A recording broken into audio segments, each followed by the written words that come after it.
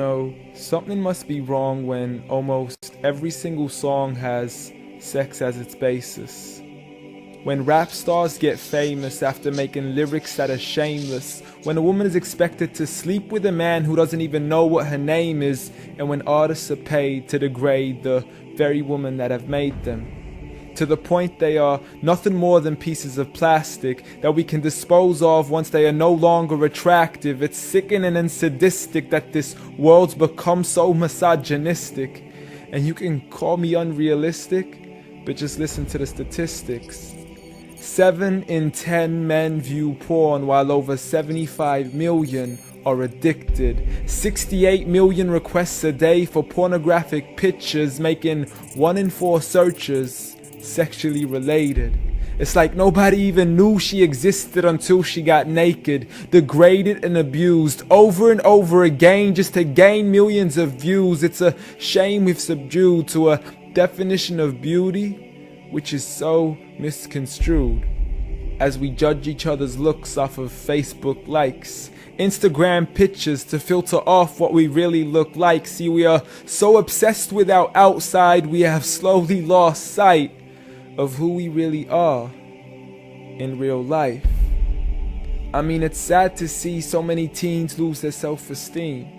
Looking at these magazines thinking they have to look like what they see. Please, you are worth much more than a 2D image on a screen. You are a living, breathing human being. If only you knew what you really mean. Just look into your history books and begin to read of all the girls in the world who are capable to achieve, and you will surely see with certainty females like Fatima al-Fihri, who opened the first ever university, Rufayda al-Islamiyya, the first nurse to perform surgery, and Aisha bint Abi Bakr, the greatest female scholar in eternity. It's a shame you probably haven't even heard of these great female prodigies. Honestly, we don't need to give up our modesty in order to be successful. For you are worth much more than a commodity that is sexual. You have so much more potential if only you knew your worth.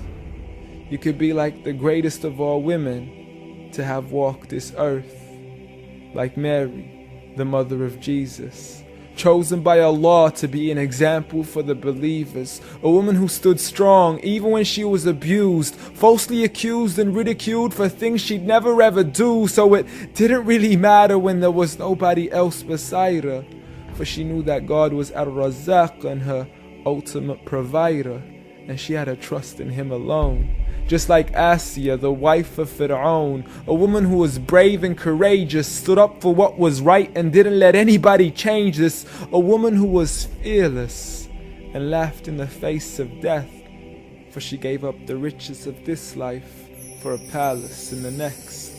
Next up, Khadija, the mother of the believers, a wealthy merchant who had nurtured the Prophet for over 25 years, his first wife, the love of his life and the mother of his kids. She was the first to believe in him when nobody else ever did. She just is, beyond any words that can make you understand. So much so that even Allah sent her His salam. She was grand and Allah assured her, just like her daughter, Fatima, the master of all women in paradise, a woman who would shine so bright she was nicknamed as Zahra, the splendid one with the most generous of hearts, a woman who gave up so much of her food she had no choice but to fast. She would fight on behalf of her father even as a little girl.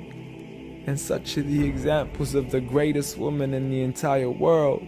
And it had nothing to do with how they looked, but for who they truly were.